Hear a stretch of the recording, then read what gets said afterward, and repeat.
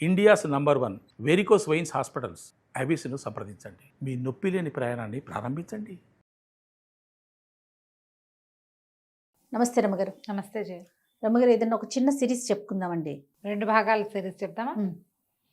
ఇది చందమామ కథే. పురాతనమైన గాథల్లో నుంచి తీసుకుని ఉంటారు బహుశా. బాగుంటుంది. ఆధ్యాత్మిక కథ కాదు కాదు, దురాశ దుఃఖానికి చేటు. ఓకే. సామాజికమైన కథ అనే చెప్పాలి.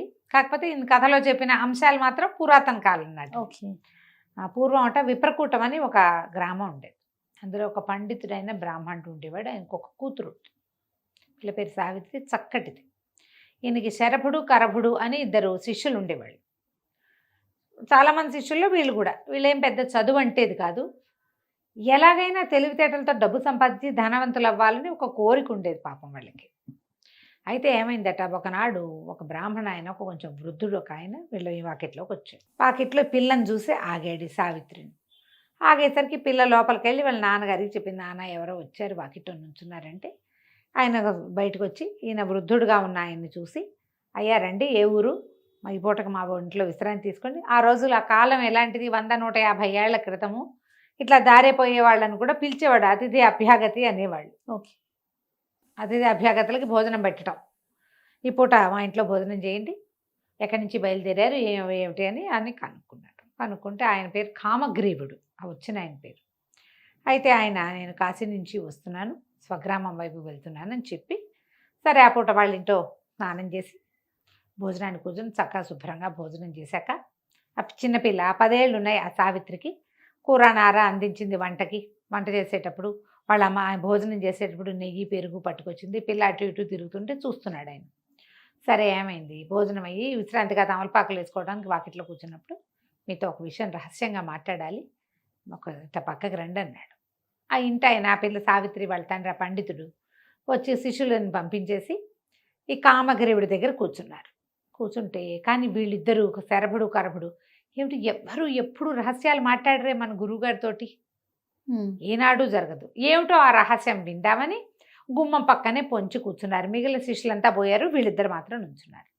ఈ కామగ్రీవుడు చెప్పాడు, అయ్యా మీ అమ్మాయిని నాకు ఇచ్చి పెళ్లి చేయండి, నేను వృద్ధుండని ఏమీ శంకించకండి, నేను అవివాహితుడినే, నేను వృద్ధుండని బాధపడద్దు, ఆలోచించద్దు.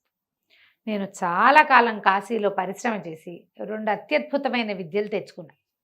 ఒకటి పరకాయ ప్రవేశము, రెండోది ఇంద్రజాలము.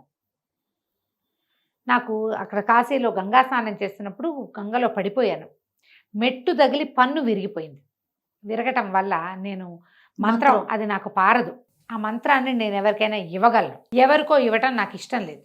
మీ అమ్మాయిని నాకు ఇచ్చి పెళ్లి చేయండి, నాకు సంతానం కలిగితే పిల్లాడికి ఒడుగు చేసి మంత్రం ఇవ్వదలుచుకున్నా, నాకు పురుష సంతానం అవకాశం ఉంది నా జాతకంలో అని అడిగితే వాళ్ళు ఒప్పుకోలే. ఆయన ఏమన్నాడంటే, పండితుడు, అయ్యా క్షమించండి, లేక పుట్టిన పిల్ల, మరి కొంచెం చేలోకుగా ఉన్న కుటుంబాన్ని చూసుకుని పిల్లవాడిని మా దగ్గరే పెట్టుకోవాలనుకుంటున్నా. 10 ఏళ్ల పిల్లలకి 14 ఏళ్ల పిల్లవాడిని పెట్టుకుని చదివించుకుని పైకి తీసుకొస్తా. మీరా 50 ఏళ్ల వాళ్ళు. ఈ 50 ఏళ్ల వాడికి, నాకంటే వయసులో కాస్త పెద్దవాడికి నా కుమార్తెనిచ్చే ఉద్దేశం లేదు. డబ్బు వచ్చినా విద్య వచ్చినా కూడా నా పిల్ల సుఖమే నాకు కావాలి. నాకు ఇంకా మగపిల్లలు లేరు, ఒక పిల్ల. దాన్ని వివాహం చేసి చక్కగా అల్లుడిని దగ్గర పెట్టుకుని కొడుకులు లేని లోటు తీర్చుకోవాలనుకుంటా. మీతో నాకు అది ఎట్టా తీరుతుంది, నేను ఇవ్వనండి అన్నాడు. అనేసరికల్లా కామగ్రీవుడు ఇంకేం చేయలేక, ఆ పిల్ల ఆయనకి నచ్చింది, వెళ్ళిపోయాడు. కానీ ఇంకేం చేయలేకపోయాడు. అయితే ఈ శరభుడు కరభుడు ఇద్దరు విన్నారు. పిల్ల నుంచి పెళ్లి చేయకపోతే పీడాపోయిరి, ఈ ఇంద్రజాల విద్య, పరకాయ ప్రవేశ విద్య మనకెక్కడి నుంచి వస్తాయి, అవి చెప్పగలిగే వాళ్ళు లేరు, వాటితో ఎంత డబ్బైనా సంపాదించుకోవచ్చు అని చెప్పి గురువుగారికి టాటా బై బై చెప్పేసి, ఇక విద్యాభ్యాసం లేదు, ఏమీ లేదు, ఈ ముసలాయన వెనకాల తిరిగి అవి కనుక సంపాదిస్తే చక్కగా సంపాదించుకోవచ్చు, బాగా సెటిల్ అవ్వచ్చు అని భావించి ఆయన వెనకాల పడి వెళ్ళారు. ఆ కామగ్రీవుడి వెనకాల ఆయన ఊరు దాటే సమయానికి ఆయన్ని కలుసుకున్నారు. ఆయన ముసలాయన నిదానంగా నడుచుకుంటూ పోతాడు. 50 దాటిన ఆయన, వీళ్ళేమిది 20లో ఉన్నవాళ్ళు. ఆగమేఘాల మీద పట్టుకున్నారు. అయ్యో మీకు ఎంత కష్టం వచ్చిందండి అన్నారు. మీరు వెళ్ళిపోయాక మా గురువుగారు గురువమ్మగారు పోట్లాడుకున్నారు. గురువుగారికి ఇష్టం లేదు కానీ గురువమ్మగారికి అయ్యో మంచి సంబంధం పోగొట్టారని కాల్ పెట్టింది. మీరేమో వచ్చేసారు కదా, సరే మాకు కూడా బాధేసిందండి, మీలాంటి అత్యద్భుతమైన వ్యక్తికి పిల్లనివ్వకపోవటం ఏంటి మా గురువుగారు? అదే. మాకు కాస్తలో తప్పిపోయిన మీకు బావగారు మీరు, మేము మీతో పాటే ఉంటాం, మీకు ఏదైనా పిల్లని చూసి పెళ్లి చేస్తామండి, మమ్మల్ని మీతో ఉంచుకోండి అన్నారు. అనేసరికి సరేనన్నాడు. రకరకాల ఊళ్ళల్లో తిరిగారు. ఏ ఊళ్ళో అయినా ఆయన ఎవరి పిల్లలనైనా చూసి పిల్లని చేసుకుందాం అనుకున్నప్పుడు వీళ్ళు సరే సరే అని ఆయన ఎంకరేజ్ చేస్తూనే అటు వాళ్ళ దగ్గరికి వెళ్ళి ఈయన అలా బతకడండి, వద్దండి, అలా విద్యలు కాసిపడి పిల్లల్ని పాడు చేసుకోకండి అని పెళ్లి చెడగొట్టేసేవారు. ఒక 6 సంవత్సరాలు పట్టింది ఇట్లా.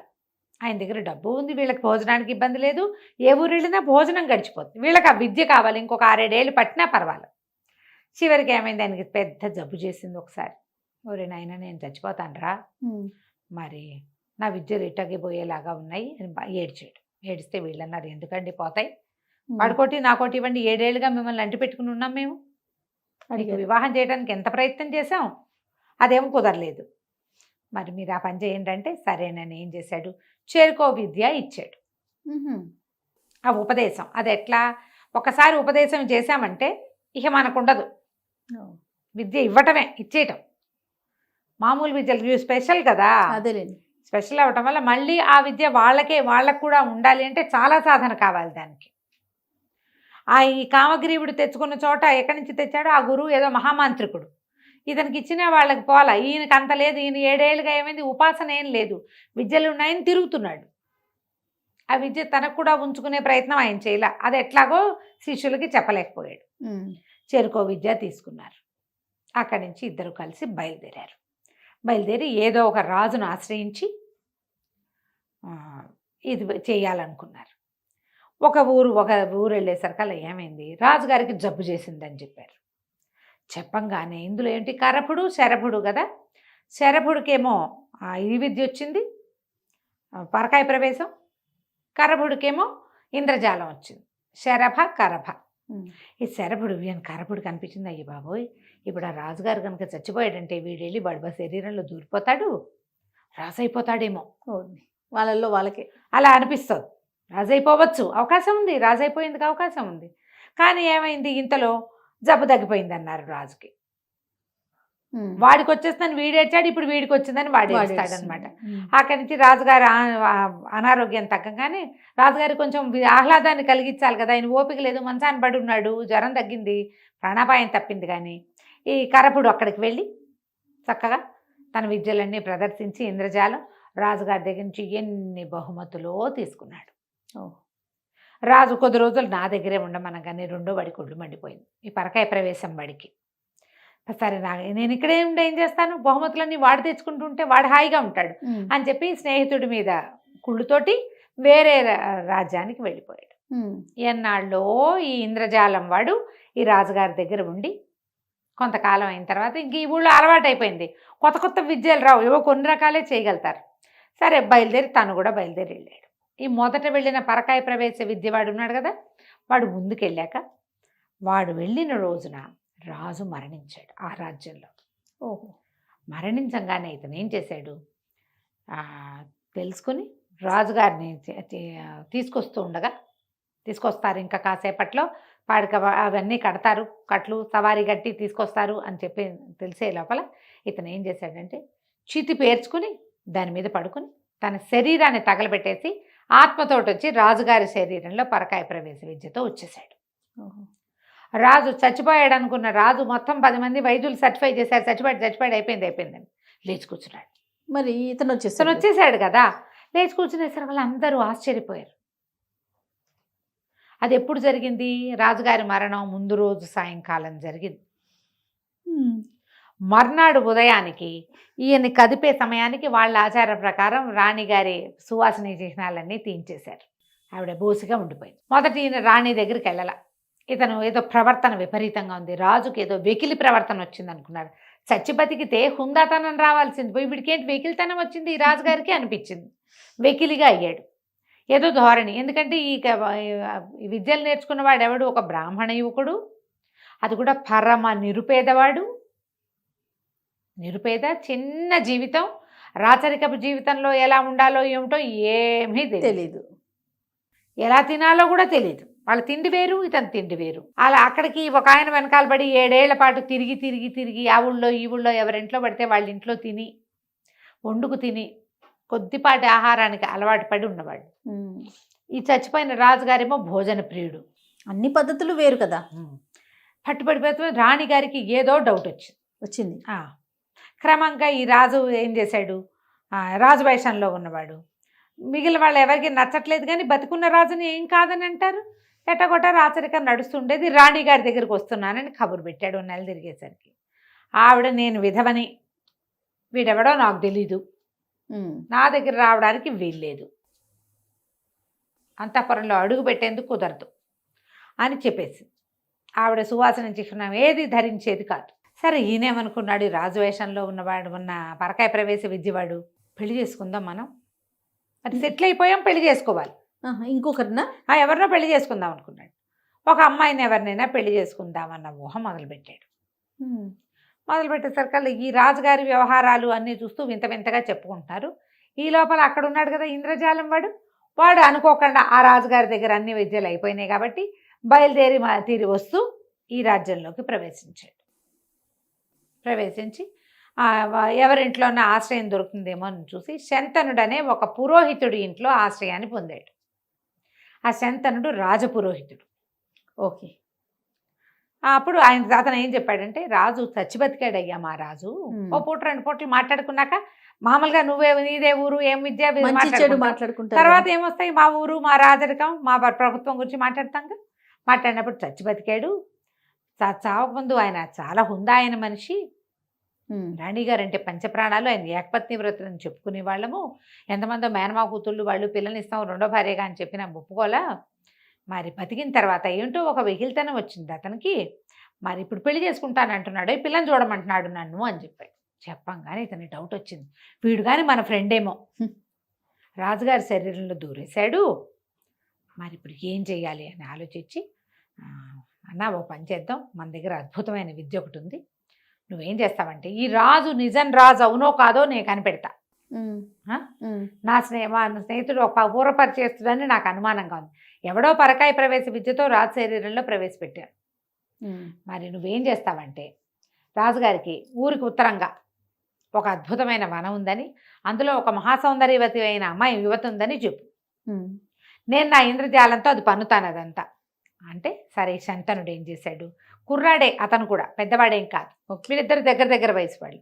రాజుగారి దగ్గరికి వెళ్ళి, మీకోసం ఒక అమ్మాయిని చూశానండి, ఆవిడ మనకు ఉత్తరంగా దిక్కులో ఉన్నటువంటి ఉద్యానవనంలో ఉందండి, చూద్దురుగాని రండి అన్నారు. అనేసరికి ఈయన అప్పుడు పెళ్లి చేసేసుకోవాలని ఉత్సాహం వచ్చేసింది, రాణిగారితో సాగేలాగా లేదు. అందుకని ఇతను బయలుదేరాడు. రాజుగారు ఒక గుర్రం వేసుకుని శంతనుడితో పాటు వెళ్ళాడు. వెళ్తే ఏముంది, ఊరికి ఉత్తరంగా అద్భుతమైన ఉద్యానవనం, అందులో మహాసౌందర్యవతి అయిన ఒక స్త్రీ ఉంది. అది ఎంత ఇంద్రజాల మహత్యం, పాతకాలపు ఇంద్రజాలాలు అట్లాగే ఉండేవన్నీ ఉన్నట్టు చూపిస్తుంది, ఏముండదు అక్కడ. ఈయన వెళ్ళి ఆ అమ్మాయితోటి మాట్లాడాలనుకున్నాడు. ఆవిడ వెనకాల తిరిగాడు. ఎంతలో ఏమైంది, ఏదో చిన్నది కాలికి ఏదో అడ్డం పడి ముందుకు పడ్డాడు. ఆ కనికట్టు అంటారు కదా, కదలికి వచ్చేసరికి పోయింది, ఏమీ లేదు అక్కడ, ఏం కనపడిపోయేసరికి ఇదేమిటి ఏమీ లేదు అని ఉలిక్కిపడ్డాడు. శంతనుడు ఏం చేశాడు, చటుకొని పట్టుకుని రెక్కలు పట్టుకుని, కాదండి మనం చూసొచ్చాం కదా ఉత్తరంలో ఉద్యానవనంలో ఆవిడ్ని, మరి మీకు ఆవిడ చాలా నచ్చింది, మీరు వివాహం చేసుకుంటానన్నారు, మరి మీరు మనం ఇంటి దారి పడుతూ ఉండగా మీకేమిటో కొంచెం తల తిరిగిందండి, ఇప్పుడు స్పృహ వచ్చింది, మనం ఇంటికి వెళ్ళే దారిలో ఉన్నామండి అన్నాడు. తను ఎక్కడ చూశాడో అక్కడే ఉన్నానని అనుకోలా రాజు, తెలియలా వీడు చెప్పాడు కదా, తీసుకెళ్ళిన శంతనుడు పురోహితుడు, అతడు అందరూ అబద్ధం ఎందుకు చెప్తాడు అనుకుని, అమ్మాయిని పెళ్లి చేసుకుంటాను నేను, శంతన ఎలాగైనా నువ్వు ఆ పిల్లని ఇచ్చి నాకు పెళ్లి చేయాలని చకచక్క గుర్రం వేసుకుని ఇంటికి వెళ్ళిపోయి మంత్రుల్ని వాళ్ళని పిలిచి ఏమన్నాడంటే, ఊరికి ఉత్తరంగా మన ఉద్యానవనం ఉంది కదా, అందులో ఒక మహాసౌందర్యవతి ఉంది, దేవతా స్త్రీని చూసినట్టుగా చూడండి ఆవిడ్ని మీరు, ఆవిడకి అన్ని కావాల్సిన ఉపచారాలంటే వీళ్ళు తెలివారు. ఊరికి ఉత్తరంగా ఉన్నది శ్మశానం కదా, అక్కడ ఉద్యానవనం ఎక్కడుంది, అక్కడేం లేదండి అన్నారు. అనేసరికి రాజు హాత్తేరి, నేను ఇప్పుడే చూసొచ్చా, నేను చూసొచ్చాను, శంతనుడు కూడా చూశాడు కావాలంటే ఓకే అని చెప్పేసరికి సరే ఇంతలో ఏమైంది, ఆ 2వ వాడు ఉన్నాడు కదా ఇంద్రజాలం వాడు అన్నాడు, వాడు గుర్తుపట్టేశాడు, వీడు నా వాడే, మా ఫ్రెండే వీడు అని, వీడిని వదలు కొడతాను, నాకేం బహుమతి ఇప్పిస్తామంటే రాణిగారి దగ్గర తీసుకెళ్తాను అన్నాడు. రాణిగారు ఏదో బహుమతి ఇస్తుందిగా, శంతనుడు ఇంద్రజాల కరభుడు ఇద్దరు కలిసి వెళ్ళారు. వెళ్ళేసరికల్లా ఆవిడకి చెప్పాడు, అమ్మా ఈ మన రాజుగారి శరీరంలో ఒకడెవడో దుష్టశక్తి ఒకడు ప్రవేశించాడు, వాడిని తను వదలగొడతానంటున్నాడు, మరి మీతో మాట్లాడతానంటే తీసుకొచ్చాననేసరికల్లా ఇంతలో ఏమైంది, యువరాణి కీర్తిసేన రాజుగారికి ఒక 16 సంవత్సరాల కూతురు, ఓకే. మహాద్భుత సౌందర్యవతి. ఆ పిల్ల కూడా వచ్చింది. ఈవిడ రాణిగారు చెప్పింది, అయినా నీకేం కావాలంటే అది ఇస్తాను నాయన, ముందు అతన్ని ముందు ఈ వ్యవహారం సంగతి తెలుసు, మరి అమ్మాయికి వివాహం చేసి అల్లుడిని రాజుని చేసుకుందాం, వివాహయోగ్యమైన వయసు వచ్చిందని పిల్లని పరిచయం చేస్తే ఈ ఇంద్రజాలం వాడికి ఆ యువరాణి మీదకి పోయింది మనసు. ఎంత బాగుందో, ఈ పిల్లని పెళ్లి చేసుకోవాలనిపించింది ఎలాగైనా సరే. ఇప్పుడు వీడి ఇంద్రజాలం పన్ని ఎట్లా రాకుమార్తెను పెళ్లి చేసుకున్నాడు, ఏ రకంగా రాజు శరీరం నుంచి వాడిని పోగొట్టాడో మనం వచ్చే భాగంలో తెలుసుకుందాం. తప్పకుండా అండి. నమస్తే. నమస్తే జయ. రమగారు, మనం దురాశ దుఃఖానికి చేయటం సిరీస్ చెప్తా ఉన్నాం. అదే 2 భాగాలు అన్నారు, ఒకటి అయిపోయింది, సెకండ్ వర్షన్. యువరాణి కీర్తిసేనని పెళ్లి చేసుకోవాలని కోరుకున్నాడు కరభుడు. ఆవిడకి అమ్మాయి నచ్చింది. మరి అయితే ఏమనిపించింది, సరే శంతనుడికి చెప్పాడు, అన్న ఎట్లాగైనా యువరాణితో నాకు పెళ్లి చేయి, నా ఇంద్రజాల విద్య నీకు ఇచ్చేస్తా అనేసరికి ఇతనేమనుకున్నాడు, ఓహో సరే ఇది బాగుంది, మరి రాజుగారిని వదలగొడతామన్నాడు, రాజుగారిని వదిలిచ్చేస్తా, రాజు పాయింట్ అతనిలో నుంచి శరీరంలో నుంచి శరభుడిని తప్పించేస్తా, ఒకటి యువరాణి నుంచి నాకు పెళ్లి చేయి, నా ఇంద్రజాల విద్య 100% నీకు ఇస్తాను. ఇది ఎందుకంటే ఒకడికి ఇస్తే వీడికి ఉండదు కదా, మన పాయింట్ అదేగా. అక్కడి నుంచి ఏం చేశాడు, సరే శంతనుడు అనుకున్నాడు, అరే ఇది చాలా బాగుంది, విద్య వస్తుంది మనకి, ఇంతకాలం కేవలం రాజును బాగు చేస్తాడు మాత్రమే అనుకున్నా, ఇప్పుడు విద్య కూడా వస్తే ఇంద్రజాల విద్యతో ఎన్ని టెక్నిక్లైనా చేస్తాడు. వాడు చూశాడు ఆల్రెడీ, ఒక పెద్ద ఉద్యానవనం, అందులో ఒక అద్భుతమైన స్త్రీని సృష్టించాడు కరభుడు. అక్కడి నుంచి రాజుగారి దగ్గరికి వెళ్ళి, ప్రభు మరి మీకు మొన్న ఆ రోజు మన ఊరికి ఉత్తరంలో ఉన్న మహాద్భుత సౌందర్యవతిని చూసాం కదా, ఆ సౌందర్యవతిని మీరు పెళ్లి చేసుకోవాలంటే ఒక ఉపాయం ఉందండి, ఒకడున్నాడు, ఒక బ్రాహ్మణుడు మీకు ఆ స్త్రీని స్వాధీనం చేస్తానంటున్నాడు, కాకపోతే దానికి మీ అమ్మాయితో పెళ్లి కావాలంటున్నాడండి, మరి మీ అమ్మాయి నుంచి పెళ్లి చేద్దామా వాడికి అన్నాడు. అనగా నేను ఆలోచించుకుని అలాగే చేసి పారేద్దాం, ఏముంది పిల్లకెటాకు పెళ్లి చేయాలి, ఎవడైతే ఏమిటి, బ్రాహ్మడైతే ఏమిటి, క్షత్రియుడైతే ఏమిటి, పెళ్లి చేసేస్తే వాడు ఆ అందమైన స్త్రీని నాకు అప్పచెప్తాడు, ఎందుకంటే రాణిగారు ఒప్పుకోదు కాబట్టి. సరే నన్ను ఒప్పుకున్నాడు, తాంబూలాలు ఇచ్చేసాడు. ఈ వీళ్ళు విడిపోయి కొంతకాలం అయింది కదా, కరపుడు వీడి తన దగ్గరికి రాలంటే ఏమన్నా దాన్ని మన ఈ పరకాయ ప్రవేశం వాడి దగ్గరికి ఇంద్రజాలం వాడు రాలా. ఓహో, పెళ్లి మాత్రం కుదుర్చుకున్నాడు, శంతనుడికే తాంబూలాలు ఇచ్చేశాడు. అమ్మాయి గారు పెళ్లి ఏర్పాట్లు చేయండి జాతీయ జనానికి చెప్పారు. చెప్పేసరికి రాణిగారికి తెలిసింది, పిల్ల పెళ్లి చేస్తున్నారు, నాకు చెప్పరు, అసలు అది వాడెవడు అనేది శంతనుడిని కేకేసింది. ఏమిటో ఈ నాయన ఈ పెళ్ళి అంటున్నారు, ఏమిటి ఏం జరుగుతుందంటే చాలా దీనంగా అమ్మబట్టి, అమ్మ నన్ను క్షమించండి, ఏం చేయాలో తెలియలేదు, మన రాజుగారి శరీరంలోకి ప్రవేశించిన వాడు వాడిని పోగొడతానని కరభుడు అనేవాడు నాకు ఒత్తిడి చేసి ప్రామిస్ చేశాడమ్మా, పోగొట్టగలడు.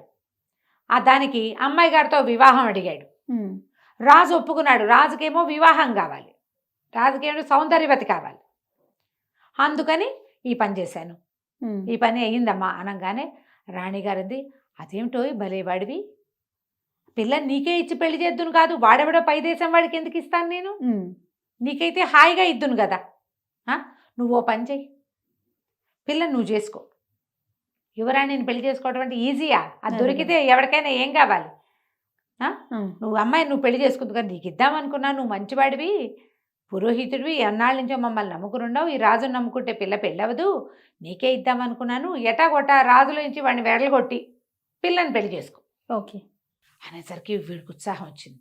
అట్లాగేనమ్మా మీరు ఇంత మాట చెప్పారు, నాకు తెలియదండి, నేను వాడికి మాట ఇచ్చేసాను, సరే నేను ఏదో ఒకటి ఏర్పాటు చేసుకుంటానులేండి వాడితోటి అని చెప్పాడు.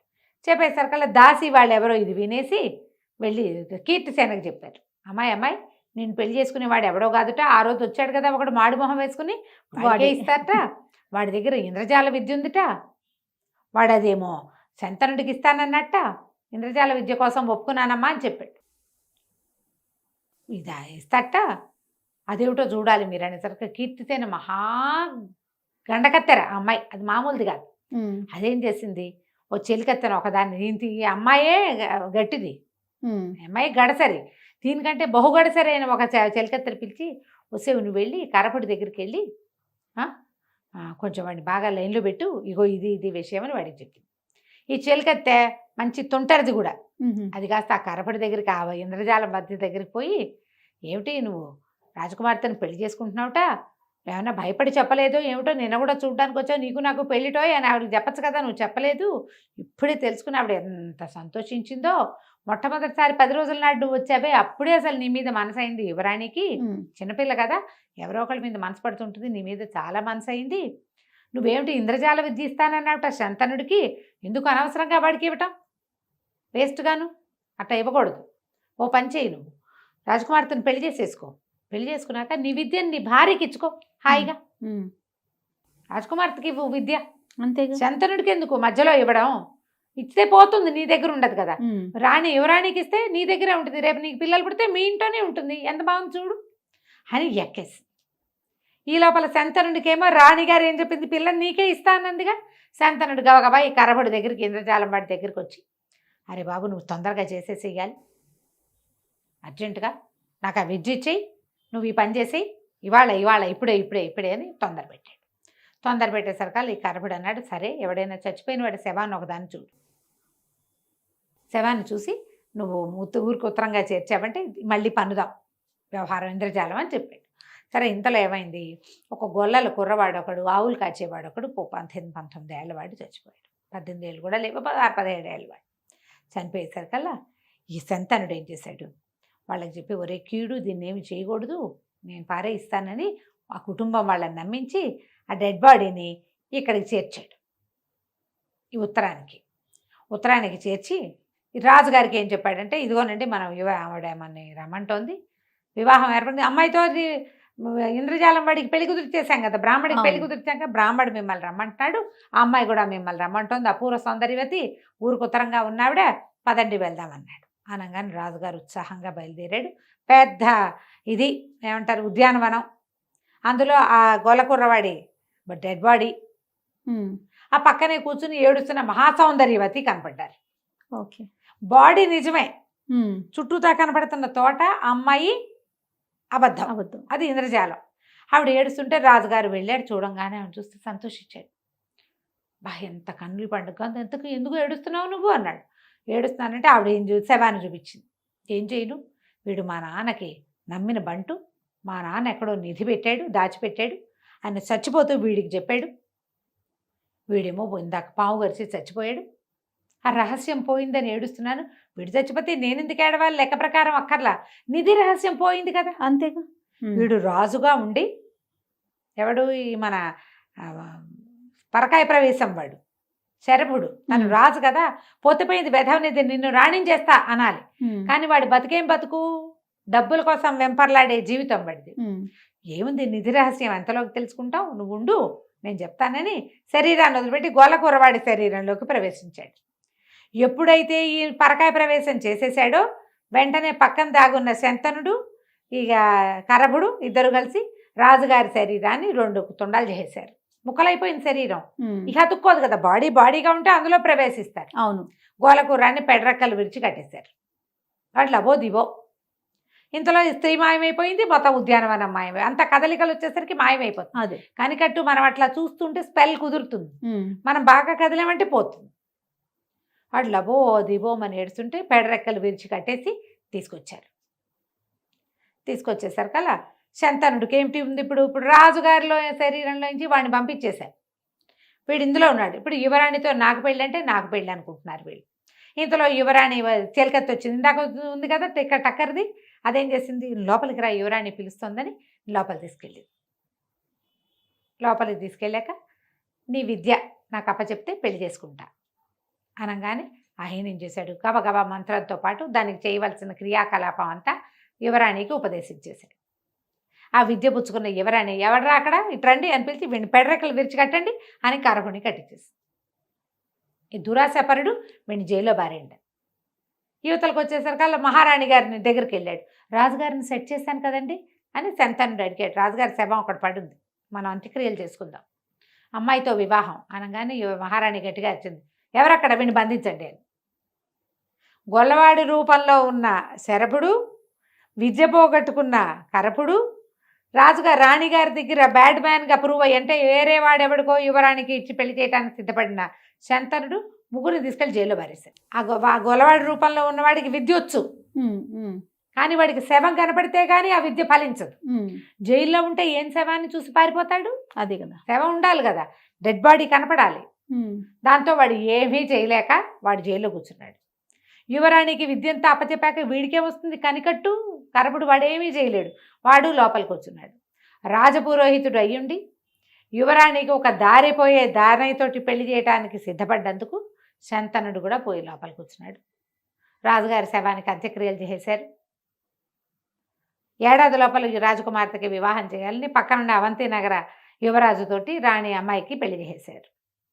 ఆయన వచ్చి ఈ రాజ్యానికి రాజు అయిపోయాడు. కథ కంచికి మనం ఇంటికి. ఎంత సింపుల్గా చేసేసారు. నీకు దురాశ కనుక పడితే, ఇప్పుడు చూడు, ఒకడికి పరకాయ ప్రవేశం చేశాడు, నువ్వు రాజు అయ్యావు, నువ్వు ఎంత హాయిగా ఉండొచ్చు. కానీ చూసారా ఆశ. ఇంకొకడు ఇంద్రజాల విద్య ఉంది, ఒక రాజు దగ్గర బోల్డ్ బహుమతులు తెచ్చుకున్నావు, జీవితం బాగుంది. ఇక్కడ కూడా బోల్డ్ బహుమతులు తెచ్చుకోవచ్చు, నీకు సరిపడిన దాన్ని నువ్వు చూసుకోవచ్చు. యువరాణి కోసం ఆశపడితే ఏమైంది? అన్న వస్త్రాలకు పోతే ఉన్న వస్త్రాలు పోయినాయని. అంతే, దురాశ దుఃఖానికి చేటు. నమస్తే రమ్మగారు. నమస్తే.